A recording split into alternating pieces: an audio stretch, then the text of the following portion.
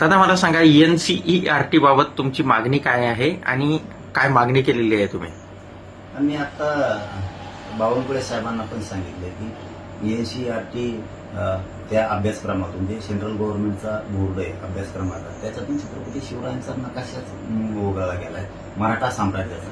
हा अधिकारच का यांना कुणी दिलाय मला एक कळत नाहीये की नरेंद्र मोदी साहेब जर छत्रपती शिवरायांच्या अरबी समुद्रातील स्मारकासाठी येत आहे आणि त्या छत्रपती शिवरायांचा केंद्राच्या अभ्यासक्रमातून नकाशाच काढला जातो मराठा साम्राज्याचा, असं का होतंय?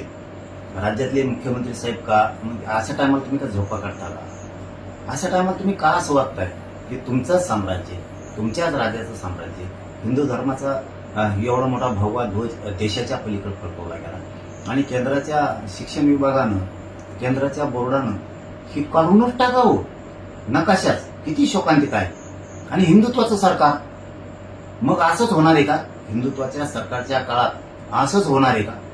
वारकरी संप्रदायाला त्रासच होणार आहे का? हिंदू धर्मातल्या लोकांना त्रासच होणार आहे का? हिंदू राजांचे असे नावच पुसले जाणार आहेत का? म्हणजे हिंदू सरकार म्हणजे का असं इथून पुढे धरून चालायचे का लोकांनी? आता हिंदूचं सरकार असून हिंदूच्या राजाचं अस्तित्व मिटवलं जाणार आहे, छत्रपतींचं अस्तित्व मिटवलं जाणार आहे.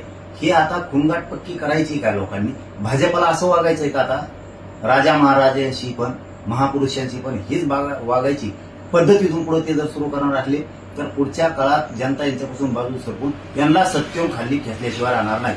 म्हणून राज्य सरकारनं देवेंद्र फडणवीस साहेबांना आणि पंतप्रधानांनी तो नकाशा मराठा साम्राज्याचा पुन्हा केंद्राच्या शिक्षण बोर्डाला घेऊन सांगून पूर्ववत करावा ही आमची त्यांच्याकडे मागणी. नसता येणाऱ्या काळात मराठा समाज आणि हिंदू सगळे शिवभक्त बाजूला सरकारपासून जाणार आहेत हे नक्की.